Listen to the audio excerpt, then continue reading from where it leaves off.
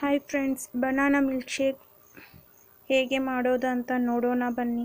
ಇದಕ್ಕೆ ಬೇಕಾಗುವ ಸಾಮಗ್ರಿಗಳು ಮೊದಲಿಗೆ ತಿಳಿದುಕೊಳ್ಳೋಣ ಬನ್ನಿ. ಬನಾನಾ, ಕಾಯಿಸಿರುವ ಮಿಲ್ಕ್, ಶುಗರ್, ಐಸ್ ಕ್ಯೂಬ್, ಬಾದಾಮ್, ಗೋಡಂಬಿ, ಒಂದು ಜಾರ್ ಒಳಗೆ ಸ್ಲೈಸ್ ಮಾಡಿರುವ ಬನಾನಾ ಹಾಕಿಕೊಂಡಿದ್ದೇನೆ. ಐಸ್ ಕ್ಯೂಬ್ ಕೂಡ ಆ್ಯಡ್ ಮಾಡ್ಕೊಂಡಿದ್ದೇನೆ. ಹಾಲು, 1 ಟೀ ಸ್ಪೂನ್ ಶುಗರ್, ಅದರ ಬದಲಾಗಿ ನೀವು ಜೇನುತುಪ್ಪ ಕೂಡ ಹಾಕಿಕೊಳ್ಬೋದು. ಡ್ರೈ ಫ್ರೂಟ್ಸ್ ಕೂಡ ಆ್ಯಡ್ ಮಾಡ್ಕೊಳ್ತಿದ್ದೀನಿ.